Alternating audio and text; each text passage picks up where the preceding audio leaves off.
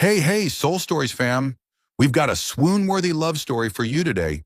Let's jump in and tell us, what city are you watching from?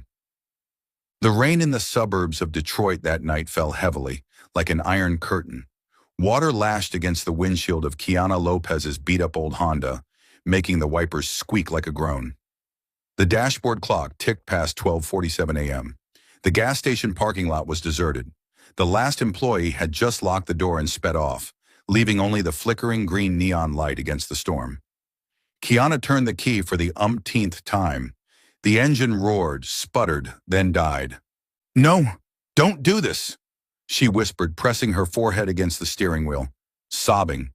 The pressure inside her felt as crushing as the downpour outside. Losing her job, rent 3 weeks overdue, and medical bills stacked high.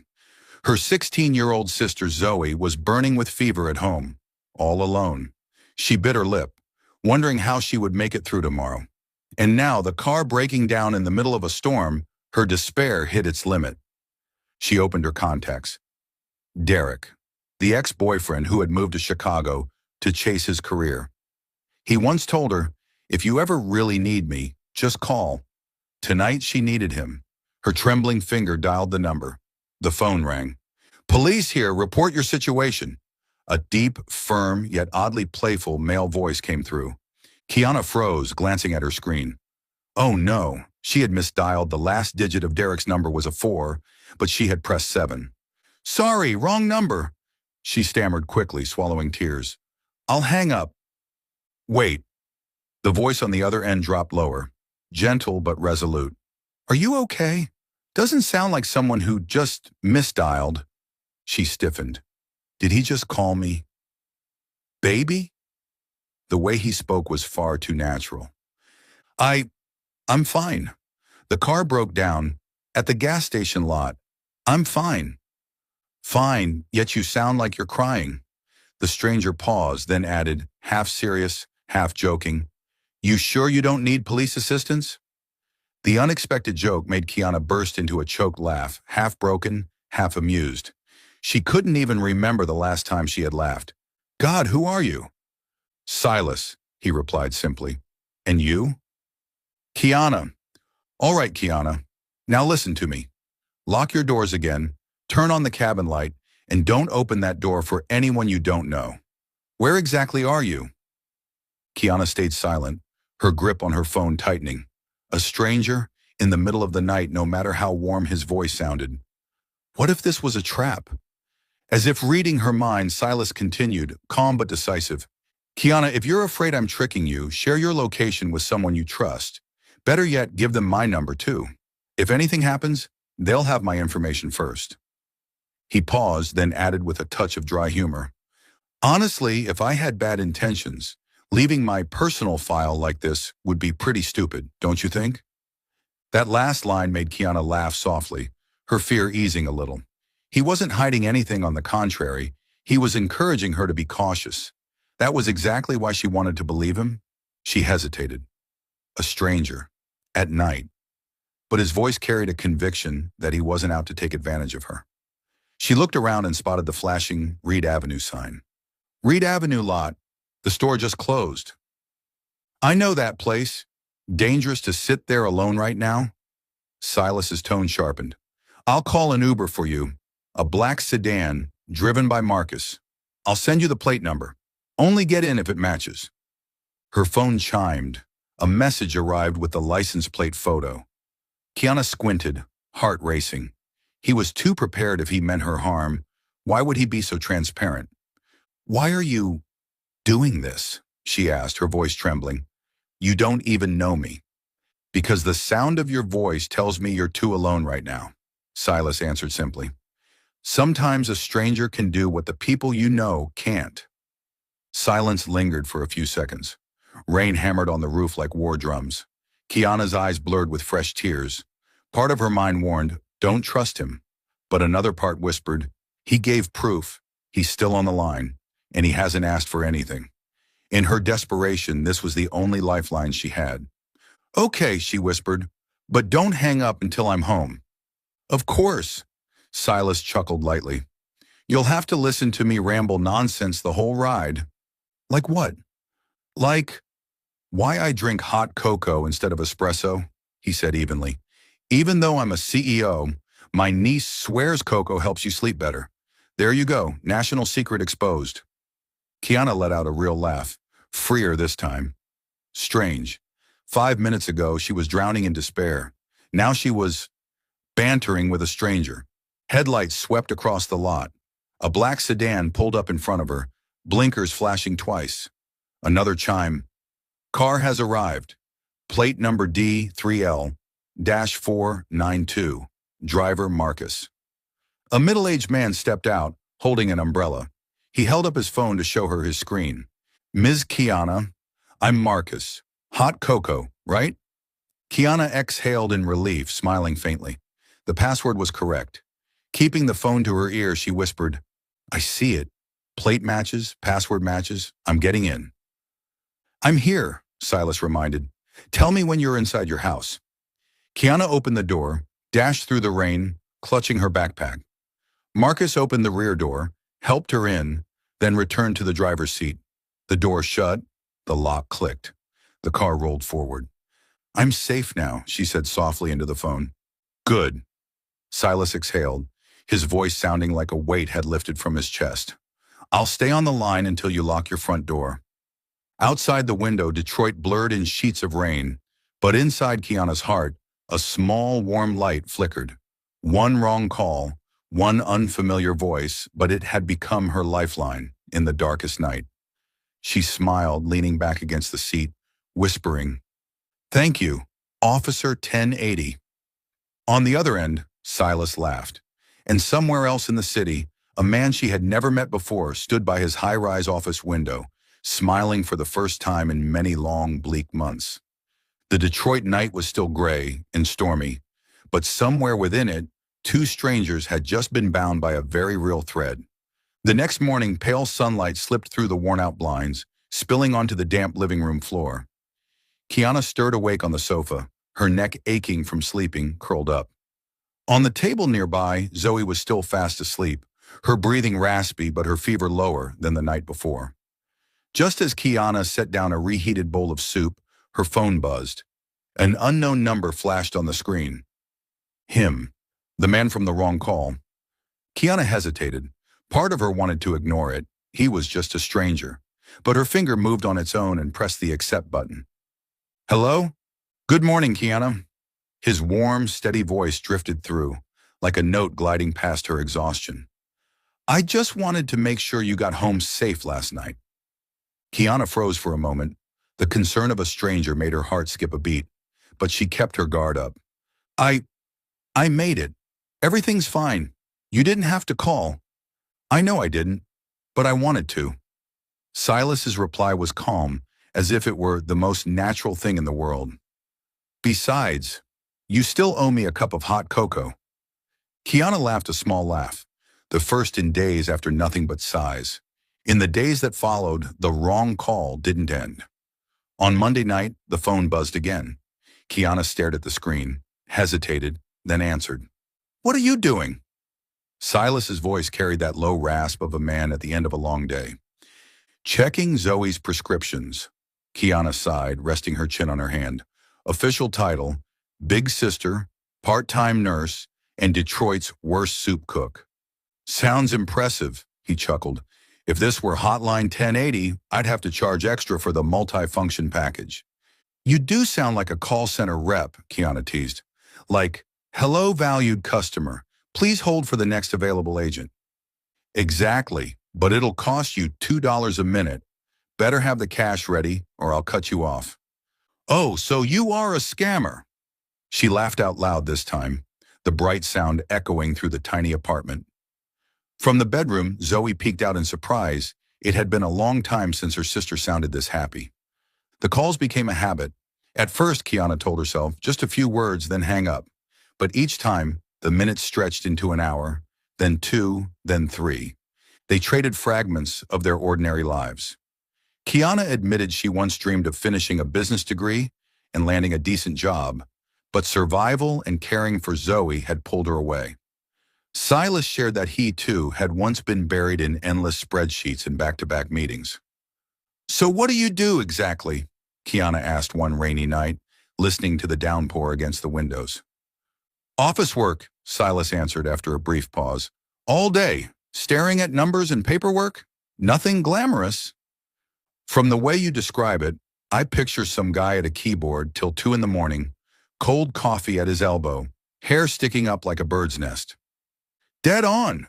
He burst out laughing. "You really are good at guessing." Kiana laughed with him. In her mind's eye, he was more of a burnout office worker than any mysterious hero.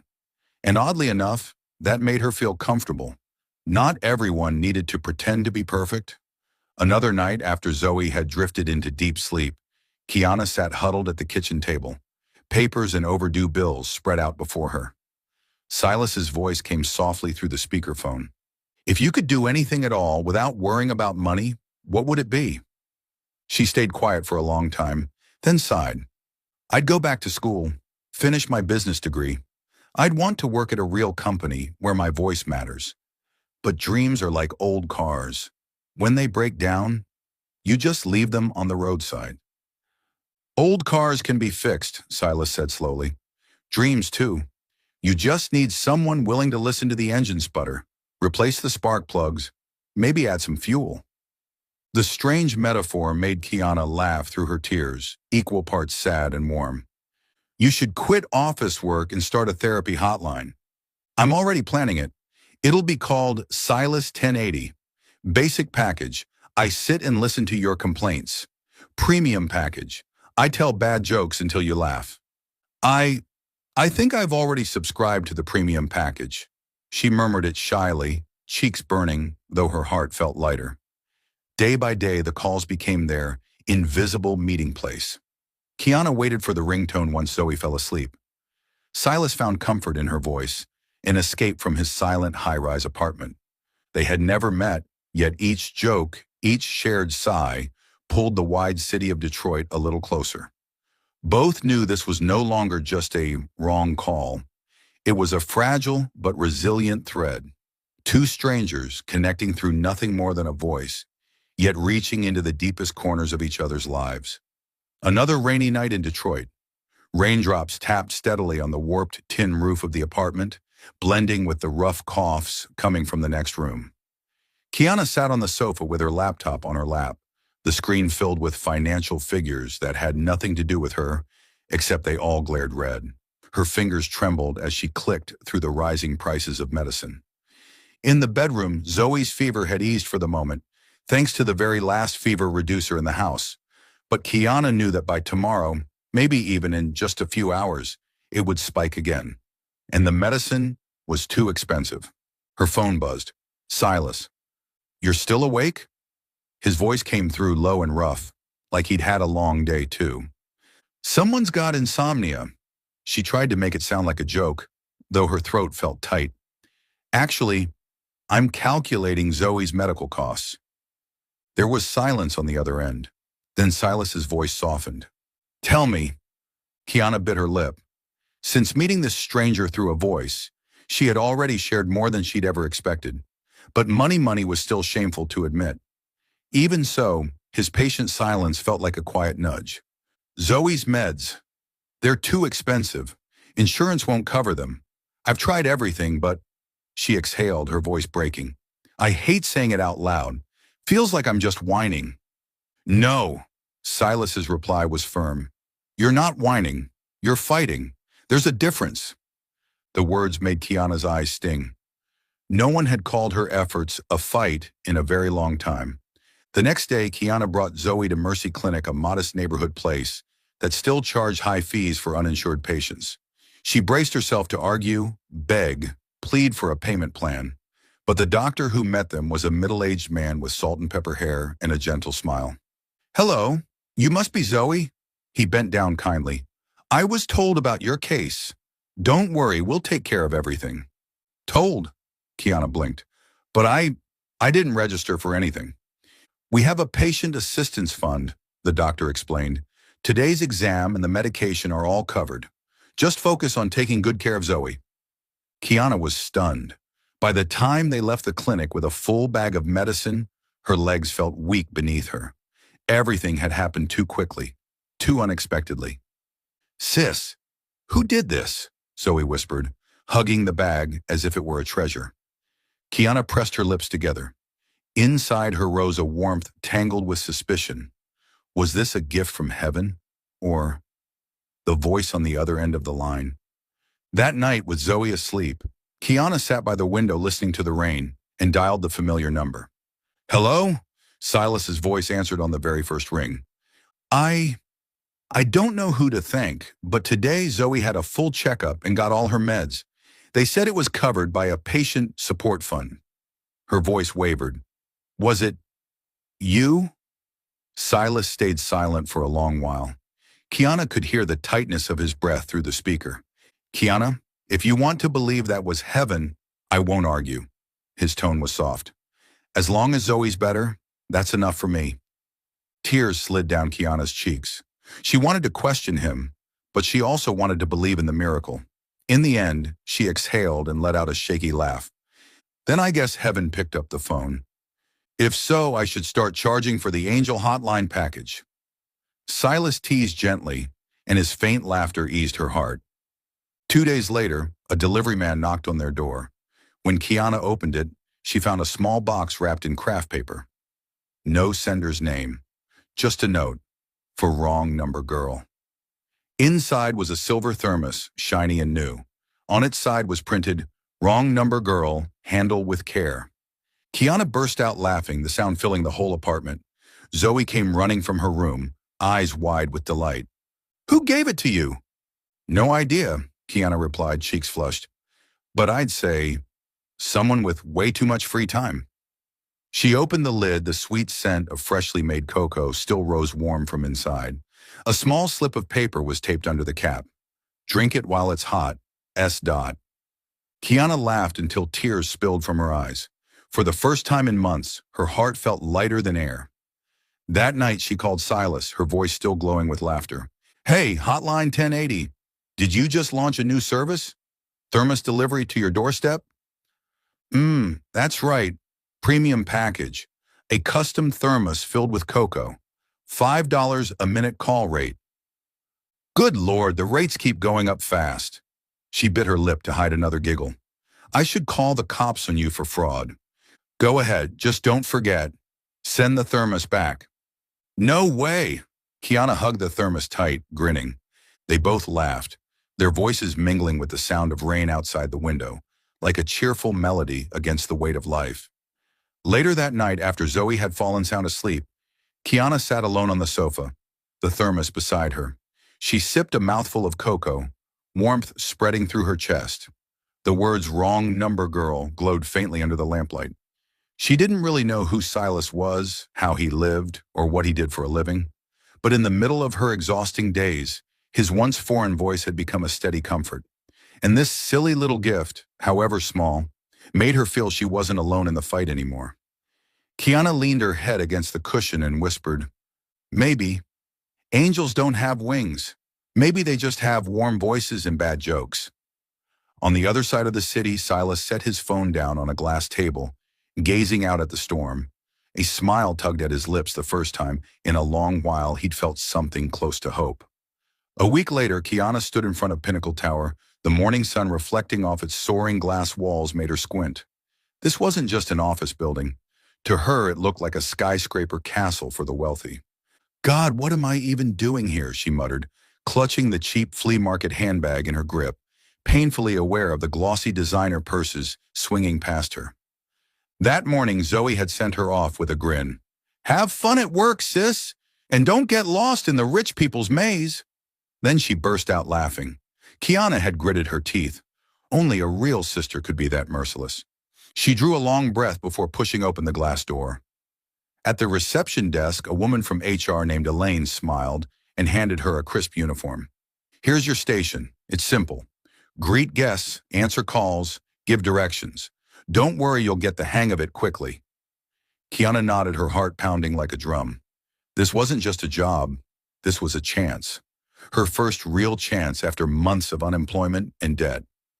Almost without thinking, She pulled out her phone and typed a quick message to her familiar stranger.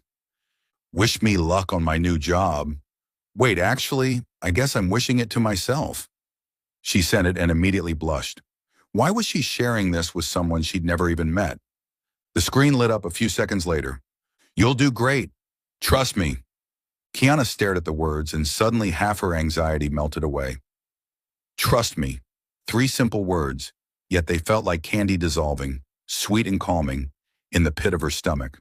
Her first day turned out to be a chaotic experience.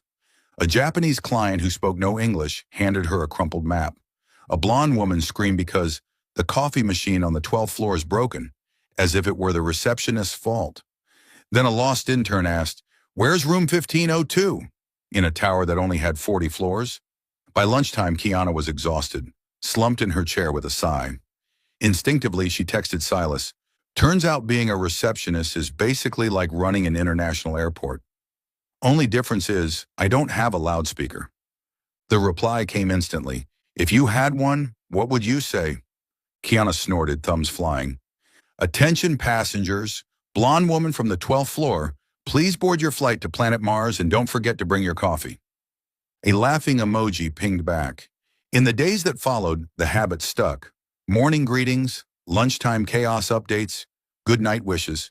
Kiana began to see Silas's texts as little doses of vitamins for her spirit. When she complained that a rude customer had nearly made her cry, he wrote, "Don't let anyone dim the glow of Pinnacle Tower's rising star receptionist." When she snapped a secret photo of her cheap lunchbox, he answered, "Hey, your $2 sandwich looks way better than the $200 steak I once had at some fancy place." Kiana laughed so hard she nearly got caught texting under the desk. One evening after her shift, she walked toward the bus stop. Detroit's skyline sparkled with lights, the wind damp with night air. Her phone buzzed. "Are you tired?" She leaned against a lamppost, smiling. "Tired but happy. Feels like I'm finally stepping onto the first rung of the ladder." This time Silas called instead of texting. His deep voice carried a tenderness she wasn't used to. "I knew you'd do it. Honestly, hearing you talk about your first day makes me feel like I'm starting fresh too." Kiana was silent, her heart trembling, a stranger yet somehow making her feel not so alone. "You know," she laughed to cover the emotion, "your voice is starting to sound like one of those motivational coaches on the radio. Then tomorrow I'll have to charge extra. $3 a minute, premium spirit coach package." "Oh my God, you've got more subscription plans than a phone company." Kiana shook her head, laughing. Those conversations gradually evolved into more than just banter or venting. Each message carried a touch of gentle care, a bit of shy warmth, fragments of feelings unnamed. One night, while Zoe sketched away in her room, Kiana held her wrong number girl thermos on the balcony and texted Silas, "Do you ever think one wrong call could turn into a habit like this?" He answered after a pause, "On number? But if I could, I'd want it to be a habit for life." Kiana froze, staring at the screen. Misty drizzle fell, and the streetlights blurred. Her heart skipped a beat. She typed with trembling fingers, "Hey, are you flirting?" "Who knows?" The reply came with a winking emoji. Kiana burst out laughing, pressing the warm thermos against her flushed cheek. On its side, the words "wrong number girl" gleamed softly under the balcony light. That night, even after the lights were off and Zoe was asleep, Kiana lay restless. Silas's last message still glowed in her mind. "I'd want it to be a habit for life." She smiled in the dark. A faceless stranger, existing only through a voice and a string of texts, had somehow become her strongest support in this hard chapter of her life. Just before sleep claimed her, she whispered, "Maybe. One wrong call, but right for a lifetime." A chilly Detroit morning. Pinnacle Tower loomed like a steel needle piercing through the gray clouds. Kiana stepped into the vast glass lobby. Wobbling slightly in the borrowed high heels from her neighbor, she felt like she was walking a tightrope. That morning, Elaine had called, "Board meeting today. Lots of important guests, be ready to welcome them." Kiana had nearly dropped her staff badge in panic. "Okay, keep your cool. You're the receptionist. The receptionist goddess," she whispered to herself, pumping courage into her chest. At exactly 9 a.m., the grand elevator doors slid open. A group of people walked out, their suits sharp and shoes polished. In the middle of them was a tall man with broad shoulders and neatly styled dark hair. His stride was calm, but his piercing gaze silenced the entire lobby. Kiana lowered her head in a polite bow and turned to walk back to her desk when that voice. Chen's file will be postponed until next week, and I want the morning report by 5 p.m. Kiana's heart jolted violently. That voice too familiar, too close. She lifted her eyes. The man stopped, turned, and their gazes locked. 1 second. 2. 3. The world froze. Her mouth fell open. It was him. Silas. The man who had spoken to her night after night. The one who had sent her the wrong number girl thermos. Except the name badge clipped to his suit pocket read clearly, Silas Grant, CEO. Kiana stumbled back, her chest aching. So it had all been a lie? She thought she had been confiding in some ordinary office guy, but in truth, it was the CEO of the tower itself, a man who could buy the world without blinking. Kiana? Silas's voice cracked, his expression one of stunned surprise. It's you? Her voice trembled. You're Silas Grant? CEO Silas Grant? His assistant raised a brow, looking between them. The air in the lobby tightened like a drawn bowstring. Kiana shook her head, a mix of anger and humiliation. So all this time you hid from me.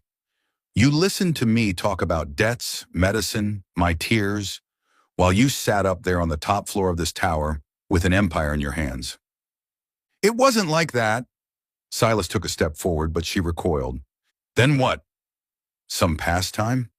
Chatting with a desperate girl who dialed the wrong number to kill your boredom? Kiana forced a bitter laugh, though her lips shook. Silas's eyes stung. He opened his mouth, but in her anger, Kiana blurted, Guess I was stupid enough to trust Mr. Wrong Number. The entire lobby went dead silent. Then dozens of eyes swung to her.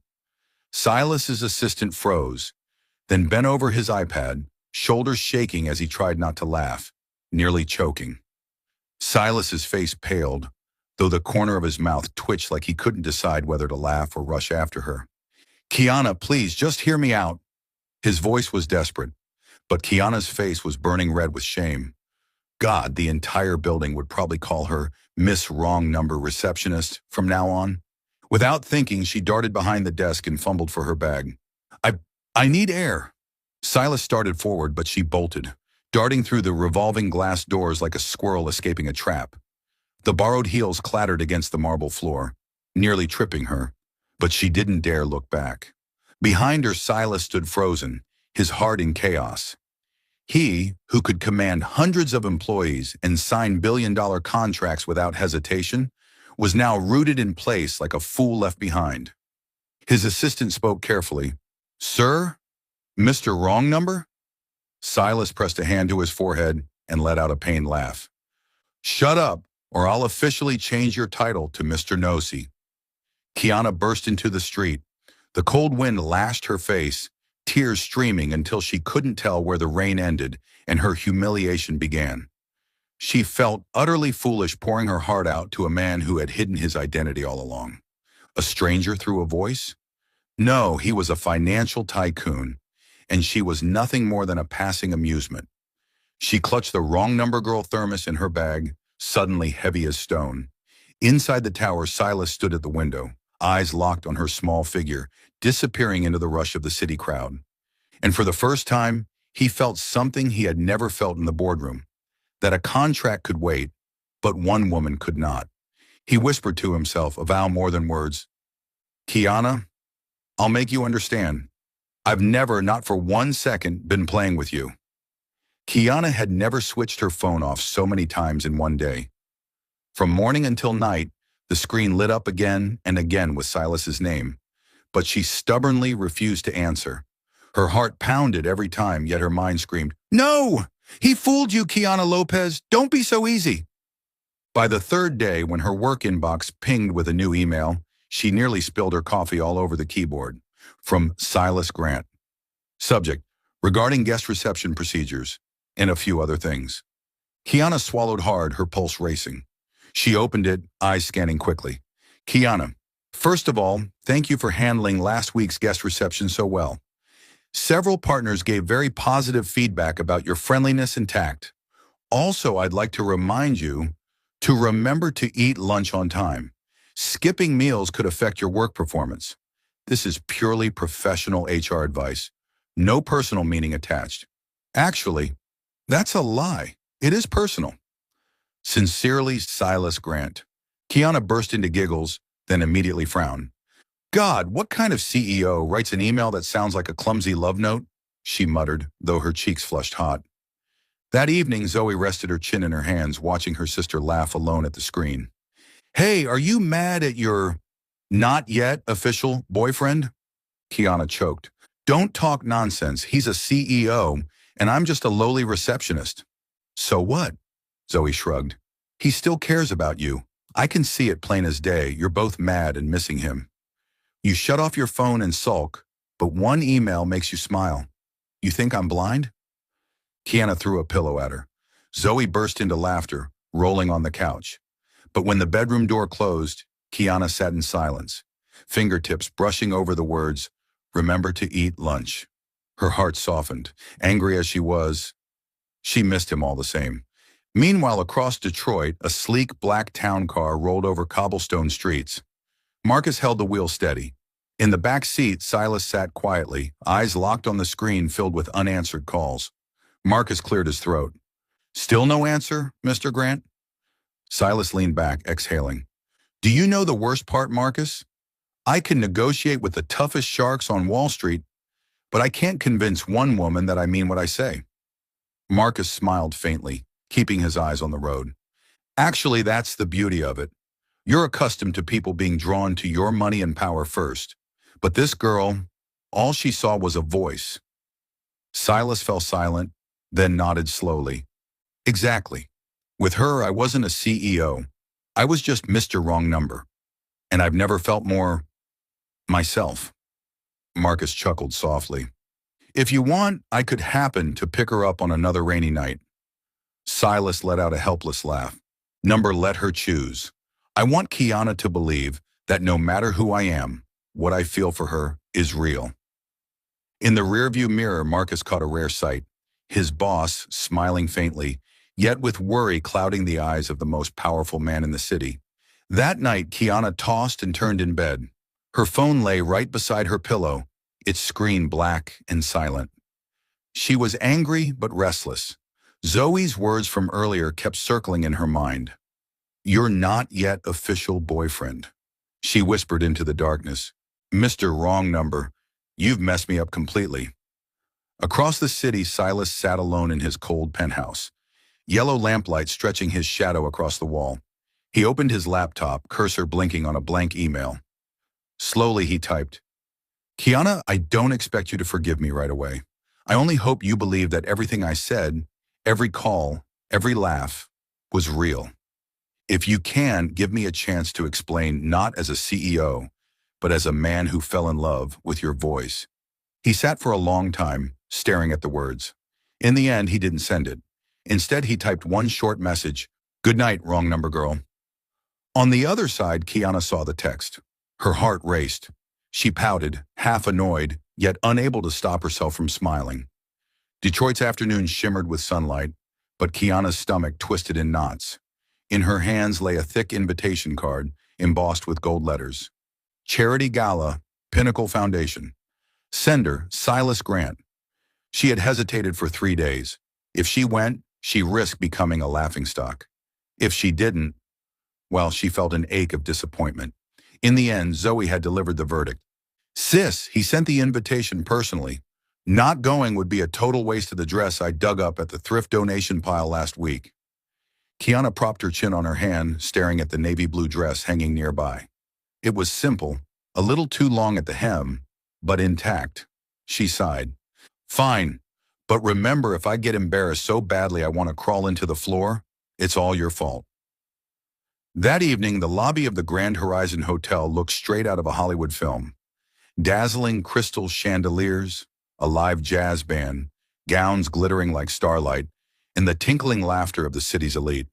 Kiana walked in, her heart pounding. Everyone around her sparkled like diamonds, while she felt like a grain of sand. She slipped toward a corner, clutching her worn-out clutch purse, when a voice rang out. "You came." Silas stood there in a perfectly tailored black tuxedo, bow tie crisp, eyes lighting up as they fell on her. For a moment, the noise around them seemed to fade. "You really wanted me here," Kiana whispered, trying to mask her nerves. "Who else would I bring to this gala?"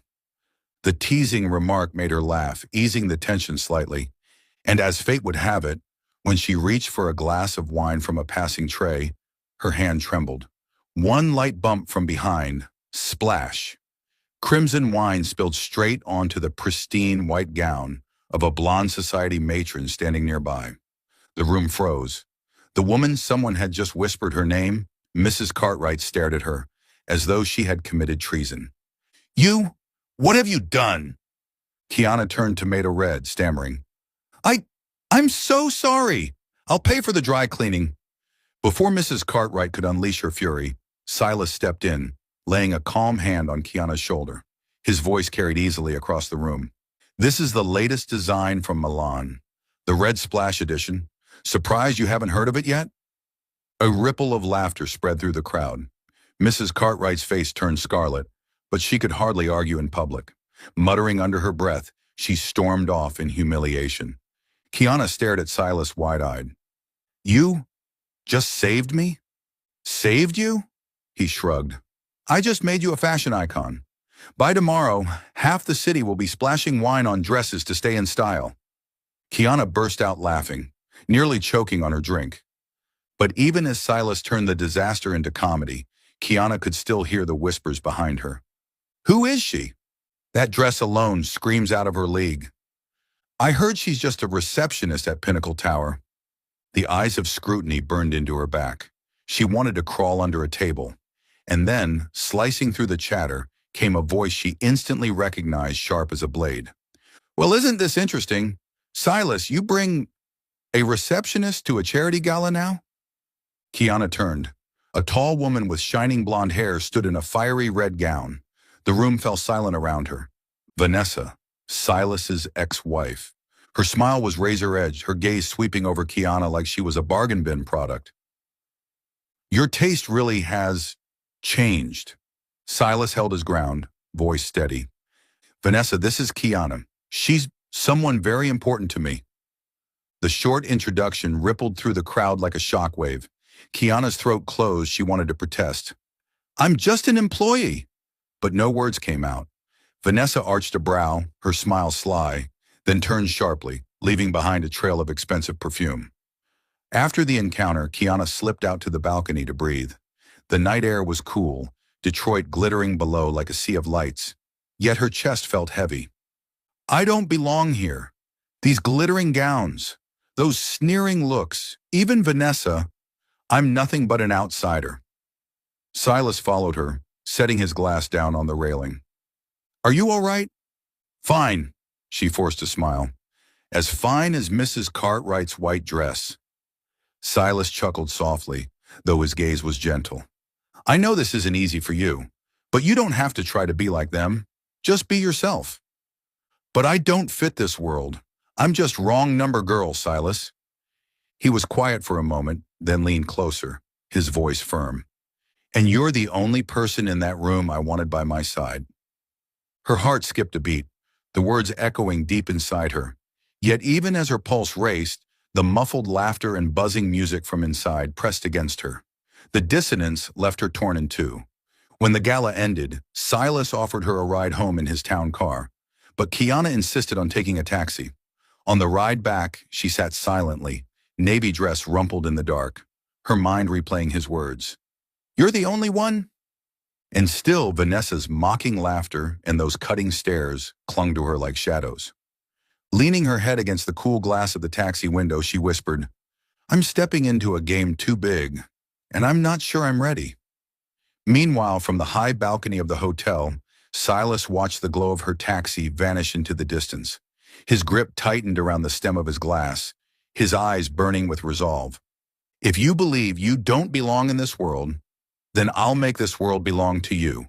Still following the story? If this story found you outside of Soul Stories, we invite you home, to where every touching tale begins with truth, hope, and heart. Detroit lit up for the night, streets buzzing beneath the glow of amber lights. Kiana walked quickly along the sidewalk, her heart still unsettled after the charity gala. On her phone, one unread message from Silas remained.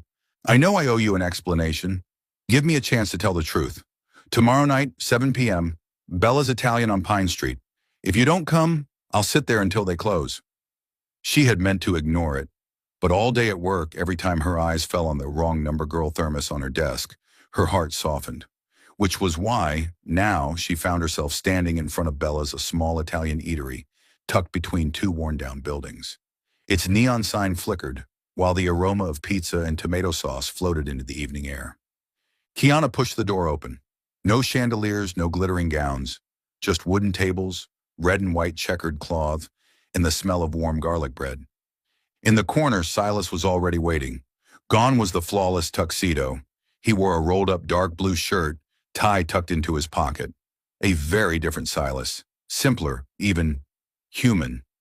He jumped to his feet when he saw her, his smile tinged with a hint of awkwardness. You came. I'm only here to hear your explanation. Kiana folded her arms, keeping her guard up. And I'll tell you everything, Silas said, signaling the waiter. But first, let's order a pizza. If we're going to share secrets, we might as well have cheese and wine as witnesses. The line was playful enough to tug the corner of her lips upward, though she quickly forced herself serious again. With the red wine glinting in candlelight, Silas took a deep breath and began. You know, people look at me and see a CEO, someone who has more than he'll ever need. However, the truth is that I started with nothing. My father left when I was 8 years old. My mother worked as a maid, cleaning houses so I could go to school. Kiana sat silently, eyes wide. I worked dishwashing jobs, parking cars, and delivering newspapers. Sometimes I had only enough in my pocket for a dry piece of bread. My mother always told me, just hold on to your kindness. Everything else will find its way. He paused, his gaze lowering. She passed away 3 years ago. Cancer. I had the money for the best hospitals, but I couldn't save her. Kiana's throat tightened. She saw herself reflected in his story, an older sister fighting to keep her sibling alive with medicine. Softly, she said, I understand. My parents died in an accident 3 years ago. Since then, I've had to work, study, and raise Zoe on my own. Maybe we both know what it's like to lose the only anchor we had. Their eyes met, sorrow and recognition mingling in the quiet space between them. Silas sipped his wine, then continued. When the company took off, I thought I had everything. I married Vanessa, but that was the biggest mistake of my life. She loved the image of the successful CEO, the galas, the magazine covers, but she never cared to know who I really was. His hand tightened on the glass. When my mother was sick, I spent most of my time at the hospital. Vanessa felt abandoned. She filed for divorce. The press painted me as a man incapable of love. But the truth is, I had never loved the right person. Kiana lowered her gaze. His words didn't sound like excuses from a rich man. They were raw, even clumsy. The cold CEO from the magazines now seemed more like a man confessing failures to a simple girl across the table. She let out a small laugh, half bitter, half warm. Funny, I thought you were just some rich man toying with my misery for fun. Turns out, you've struggled, lost, and been lonely too. Silas nodded, his eyes earnest. Yes, and from the night you dialed the wrong number, you broke that emptiness. You didn't see CEO Grant. You just heard a voice, and I couldn't bear to lose that. The air between them softened. The waiter arrived with a steaming pizza, cheese bubbling golden. Kiana picked up her fork, but Silas grinned. Fork and knife for pizza? Come on, this is a family Italian joint. Wrong number, girl. She laughed, tearing a slice with her hands. For the first time in weeks, she felt at ease, like she was sharing dinner with a friend, not a powerful executive. The pizza slowly disappeared as they swapped stories, favorite books, awkward childhood memories. Kiana confessed she once sold cookies for a school fundraiser, but ate half of them herself. Silas nearly doubled over laughing, admitting that at 16, he forged his mom's signature just to get a part-time job. At last, only one slice remained, small and gooey with cheese. Both reached for it at once. "That's mine," Kiana cried. "Nope, mine. CEO privilege, the last slice," Silas teased. "Greedy CEO," she laughed, tugging it toward her. He held firm, pulling back. Their eyes locked, grins tugging at their lips. And then, neither knew quite when it happened. But the pizza was forgotten. The space between them closed. Their lips brushed lightly, then deepened into a kiss. The faint taste of tomato and cheese, awkward yet warm. Kiana pulled back, cheeks flaming. "Did we just kiss over a slice of pizza?" Silas chuckled low, eyes bright. "Then thank the pizza. It's smarter than I am." They both burst out laughing, their laughter mingling with the scratchy Italian music playing from the old radio in the corner. When they left Bella's, Detroit's streetlights cast golden halos on the rain-slick sidewalks. Silas walked her to a taxi, holding the door open, his gaze lingering.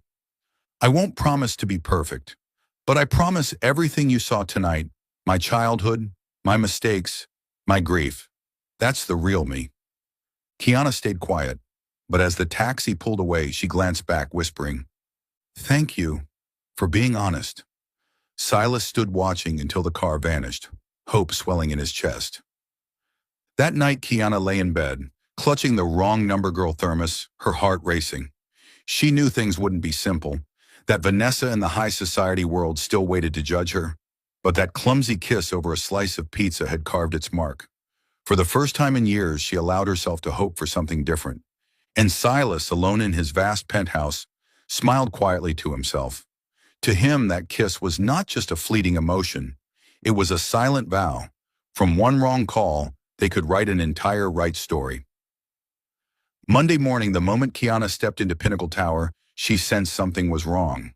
Co-workers were huddled over their phones, whispering, glancing at her with a mix of curiosity and pity. Elaine, the HR manager, hurried over, her face tight.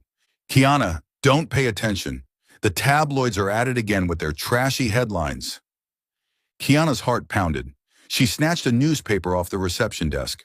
Bold letters screamed across the cover. "CEO Silas Grant's new girlfriend is just a receptionist who dialed the wrong number. Gold digger or fairy tale romance?" Beneath it was a grainy photo. She and Silas walking out of Bella's Italian restaurant last week, smiling like fools. The article added fuel. "Sources claim this poor girl is exploiting the CEO's pity to climb into a new life." Heat flared across Kiana's face. Her hands shook as she crumpled the paper. Every word cut at her pride like a knife. That afternoon, she sat curled up in her tiny apartment, hugging a pillow, staring out the rain-smeared window. The article had already spread online. Old acquaintances texted her, half curious, half judgmental. "They're right. I don't belong in that world. I'm just entertainment." She shot up suddenly, grabbed a small suitcase, and started stuffing clothes inside. The thought flared. Quit the job. Quit Silas. Quit everything. Then came the pounding at her door. "Kiana, open the door!" Her chest clenched. Silas's voice. "Go away," she shouted. "I don't want to see you anymore. If you don't open this door, I'll call a locksmith." His tone was part frustration, part panic. "Do you think a CEO won't actually do it?" The door flew open. Silas stood there, breathless, hair damp from the rain, a crumpled newspaper in his hand. "Did you read it?" He held the paper up. "I did. And they're right," Kiana snapped, eyes brimming. "I'm just the wrong number girl, and you're the rich CEO. Everyone thinks I'm using you." Silas strode closer, gripping her shoulders. "Listen, if you're digging for gold, then this gold mine is giving itself up to you, willingly. Got it?" Kiana froze, then burst out laughing through her tears. "Do you have any idea how stupid that sounds?" "Stupid maybe, but honest." His eyes locked with hers. "You're not taking anything from me. I'm the one who needs you." She turned away, voice breaking. "But I'm exhausted. Exhausted from the stares, the gossip, from even Vanessa." At that name, Silas's jaw tightened. "Vanessa means nothing. She's only bitter because for the first time, I'm in love with someone real." Kiana stayed silent, her heart still torn. Just then, the bedroom door creaked open. Zoe poked her head out, hair messy, ink smudges on her cheek. "Can you two stop with the 8 p.m. soap opera? I can't study." Kiana flushed crimson. Silas cleared his throat, stepping back a pace. Zoe crossed her arms, glaring at her sister. "Have you forgotten who was there the night your car broke down at the gas station? Who called you an Uber? Who worried about my medicine? Did the tabloids bring you soup when you were sick?" Kiana lowered her head. The walls around her stubborn heart started to crumble. Zoe turned to Silas. "And you, if you truly care for my sister, be patient. Don't let her run just because of some trashy articles." Silas smiled softly, inclining his head in a gesture of gratitude. The room fell into silence. At last, Kiana let the suitcase drop from her hand. Her voice wavered. I don't know if I can handle this pressure." Silas stepped closer, gently taking her hand. "Then let me handle it with you. Alone, it's exhausting. But two people together, it's different. Trust me." His eyes shone with determination, nothing like the cold CEO on magazine covers. This was the man who had once stayed on the line for hours just to hear her sigh. Kiana let out a shaky laugh, tears slipping down her cheeks. "Mr. Wrong Number, you make me suffer too much." Silas bent down, pressing a kiss to her forehead. "Then let me make you suffer a little more, but only the suffering that comes with love. Deal?" She laughed through her tears, feeling lighter than she had in days. From the bedroom, Zoe shouted, "Just say yes already so I can sleep." Both burst out laughing, the tension melting into warmth. That night, as she walked Silas to the door, Kiana whispered, "I'm still angry, but I'll try trusting you one more time." Silas squeezed her hand, eyes glowing. "One more time is all I need. I'll make it forever."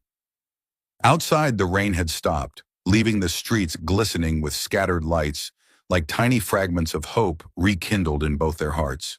The rain poured down on Detroit as if trying to wash away the city's troubles. Streets shimmered like rivers of glass, and yellow streetlights stretched into long, blurry streaks on the wet pavement. On a familiar corner stood Kiana and Zoe's worn-down apartment, its tin roof rattling under the pounding drops. Silas stood under the tiny awning, his black umbrella long since flipped inside out by the wind. His shirt clung to his shoulders, soaked through, tie hanging crooked. There was nothing of the polished CEO about him now, only a man with one thought in his mind. "Kiana." He knocked on the door. "Kiana, it's me." Inside, Kiana was lifting a pot of soup off the stove for Zoe when her heart clenched at the sound of his voice. She hesitated, torn, but in the end, she opened the door. "What are you doing here?" she asked, arms crossed, leaning against the frame, voice laced with feigned coldness. Rain dripped from Silas's brow over the old sofa. Zoe's soft cough from the other room only made the silence heavier. Silas drew a long breath, eyes bright despite his weariness. "Kiana, I know you feel like you don't belong in my world, but listen to me. I don't love you for who you are in anyone else's eyes, or for your circumstances.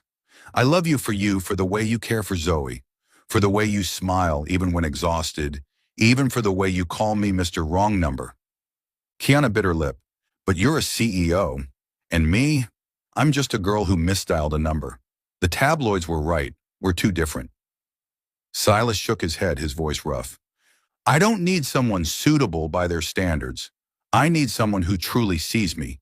And you did from the very first night. You didn't care if I was rich or poor. You just listened, shared, and laughed. I can't lose that over headlines." She sat still, her heart softening. The truth in his eyes left no room for doubt. It wasn't just words. Tears slid down Kiana's cheeks. "Do you know how afraid I've been? Afraid of being a joke. Afraid you'd tire of me, and I'd be left with only humiliation." Silas reached gently for her trembling hands. "I can't promise to silence the world, but I promise to shield you every day, every hour. Not out of guilt, but out of love. Because I love you, Kiana Lopez." Her heart cracked wide open. She looked up, eyes wet. "Did you just say, you love me?" "Yes." Silas smiled, voice trembling as if fearing rejection. Not CEO Silas Grant, just a man so lonely he clung to a wrong number. And that man Loved you from the very first moment he heard you laugh through your tears. From the bedroom, Zoe coughed deliberately, then called out, "Are you two going to keep acting out a soap opera in the living room all night? Take it outside, some of us are trying to sleep." Kiana laughed through her tears. Silas's gaze held hers, intent, unshakable. Together, as if pulled by an invisible thread, they rose and stepped out under the awning. The rain still fell hard. Kiana tilted her face upward, letting the cool drops wash over her. Silas pulled her close, arms tightening around her. "I'm sorry I made you doubt me, but from now on, if you let me, I'll prove every day that you're the only one I need." Kiana wrapped her arms around him, resting her head on his shoulder. "I'm still scared, but I trust you, Mr. Wrong Number." They laughed at the same time, their voices mingling with the rain, washing away days of tension. In that tender moment, Silas suddenly sneezed loudly. Then again, "Achoo! Achoo!" Kiana jumped back in alarm. "Oh my God, you just pulled off the most romantic confession, and now you look like a drenched, sneezing cat." Silas wiped his face, laughing between sneezes. "If I get sick, it's your fault. Your fault for making me fall in love with a flu-ridden CEO." Kiana doubled over with laughter, tears mixing with rain. She brushed his wet hair back gently. "Fine, I'll take responsibility. But if you've got a runny nose tomorrow, don't expect me to buy tissues for you." Silas grinned, eyes shining bright enough to cut through the storm. He leaned down, nothing holding him back this time. Their lips met in the Detroit rain, sweet, clumsy, perfect. When they finally came back inside, drenched from head to toe, Zoe sat up with a dramatic sigh. "Well, that's settled. You're officially together. I'm the witness." Kiana blushed furiously. Silas chuckled, gripping her hand firmly. Outside, the rain still fell, but inside that small apartment, something new had begun. A love born of a wrong number, of tears, laughter, and even a few unstoppable sneezes. A year passed in the blink of an eye. Detroit's skies still swung between rain and sunshine. But for Kiana, each day now carried a piece she once thought she would never have. From the nervous receptionist she once was, Kiana had grown into a project management assistant at Pinnacle Tower. She knew almost every client by name, mastered procedures, and could even hold her own in meetings. Elaine, once her manager, now a close friend and mentor, often teased, "I knew that smile of yours would take you places. It even beats CEO grants, you know." Kiana only laughed, but inside she brimmed with pride. Her success wasn't handed to her as the CEO's girlfriend. It came from her own persistence and effort, day after day. Meanwhile, Zoe was healthier than ever. The endless coughs were gone, replaced by bright eyes and the shining grin she wore as she waved an acceptance letter. A summer art scholarship at a prestigious school. She dashed around the house, proudly showing off every sketch, every photograph. "Look, sis, if my first exhibition is a hit, you and Silas have to come with a giant bouquet, promise?" Kiana hugged her little sister tightly, overcome with emotion. It had been so long since they could laugh so freely. The home Kiana and Silas now shared was neither a glittering penthouse nor the cramped old apartment, but a warm suburban house. In the backyard, Zoe tended pots of tomatoes. In the living room, vanilla-scented candles flickered softly. Evenings often rang with playful arguments. "It's definitely your turn to do the dishes." Kiana planted her hands on her hips, holding up an apron like a flag. "No way, I remember clearly you lost the bet yesterday," Silas countered, his CEO tone sounding more like a sulking schoolboy. "CEOs have to play fair too. Or do you want me to report you to Marcus and let him referee?" Just then, Marcus walked in carrying a bag of bread. The old driver shook his head, chuckling. "You two argue like grade schoolers. Hand it over, I'll wash the dishes." "No!" Kiana and Silas shouted in unison. In the end, Silas was the one roped into wearing rubber gloves at the sink, scrubbing away while Kiana stood watching, arms folded, grinning in triumph. "See? Even the mighty CEO loses in the end." Marcus sipped tea, leaning towards Zoe to whisper, "Never thought I'd end up as the uncle in the house. But honestly, listening to these two argue over dirty dishes beats driving any day." Zoe and Kiana burst into laughter. Silas pretended to sulk, though a smile tugged at the corners of his lips. Life together wasn't just about kitchen squabbles. Some mornings, Silas rushed to prep documents, and Kiana handed him a hot coffee in his battered thermos, the one still etched with "Wrong number girl," its paint peeling. He held it like a treasure, smiling. That wrong call gave me a family. On quiet nights, they sat together on the porch, listening to the rain while Zoe shared her dreams of becoming an artist. Silas usually said little, only squeezing Kiana's hand gently as if to remind her he wasn't going anywhere.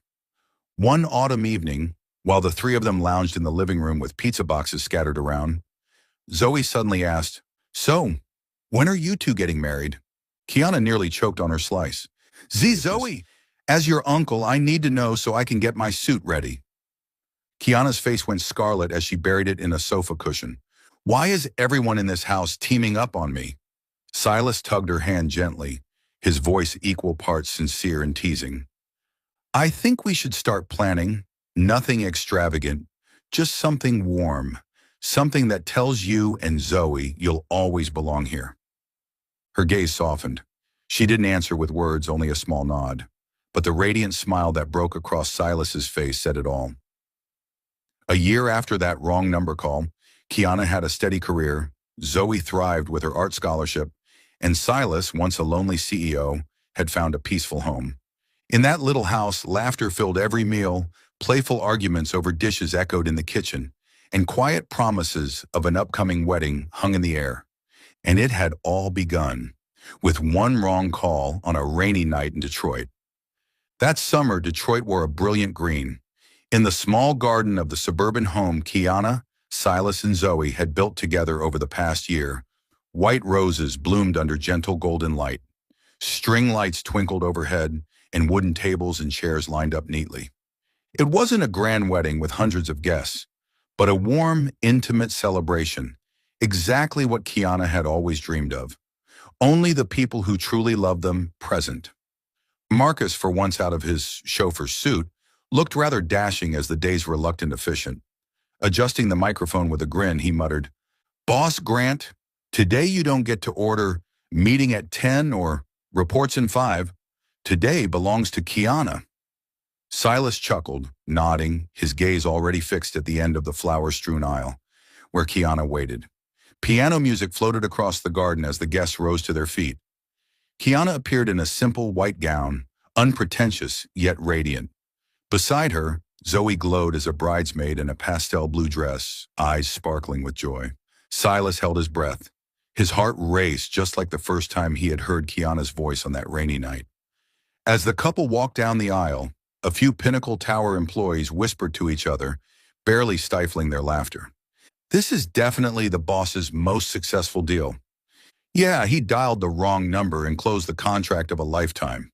The group erupted in giggles. Silas shot them a mock warning glare, but even he couldn't hide his smile. Kiana overheard, cheeks burning, but she laughed too. As the ceremony drew to a close, Zoe stepped forward and took the microphone. The crowd fell silent, watching the 17-year-old with expectant eyes. "Hi, everyone. I'm Zoe, the bride's sister. I just have a few words today." She cleared her throat, drawing laughter from the crowd. "If it weren't for that wrong number, my sister would probably still be single, eating instant noodles in our tiny apartment. Oh, and yelling at me for spilling paint on the floor." The garden was filled with laughter. Zoe continued, her voice softening. "But because of that wrong number, we have Silas, not just a brother-in-law, but the man who helped my sister believe in love again. Thank you for loving her and loving me too. I hope that call will always be the most beautiful mistake of your lives." Tears brimmed in Kiana's eyes as she hugged her sister tight. Silas rested a tender hand on Zoe's shoulder. When it came time for vows, a warm summer breeze whispered through the roses. Silas held Kiana's hands, his voice deep, trembling slightly. "A year ago, you were just a stranger's voice in the rain. But that voice pulled me out of loneliness, gave me a family, and made me believe I was still worthy of love. I vow to stand by you not only in sunshine, but through every Detroit storm." Kiana looked into his eyes, her lips quivering. "I once thought a wrong number meant nothing, but it turned out to be the most important call of my life. You don't love me for my past or my circumstances. You love me for who I am. And I vow to always pick up when you call, whether through tears or laughter." For a moment, the garden held its breath, then erupted into applause. Marcus deliberately raised his voice. "And now, Silas, you may kiss the bride. But this time, no spilling wine on anyone's dress." The guests burst into laughter. Kiana flushed bright red. Silas laughed, then leaned down to kiss her beneath the canopy of white roses. After the vows, guests mingled, feasting and chatting amid cheerful music. Zoe tugged the photographer's sleeve. "Quick, take our family photo." Silas wrapped his arm around Kiana's waist, and Kiana pulled Zoe close. The three leaned together, smiling widely. Golden light filtered through the trees, their shadows falling across the green grass. From a wrong number on a rainy night to a family. The photo was framed and placed in their suburban living room as proof of a love born from the sweetest mistake. When night fell and guests departed, Kiana sat in the garden, her gown pooling softly under the warm glow of string lights.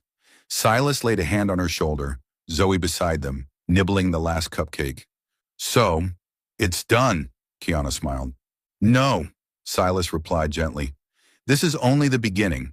The start of a lifelong contract I sign willingly. No signature required. But your smile."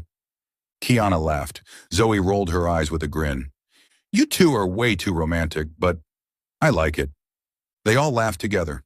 Above them, the Detroit sky glittered with stars clear after the rain. And in that laughter, a new family was written into being born of a wrong number, sealed as a love for life.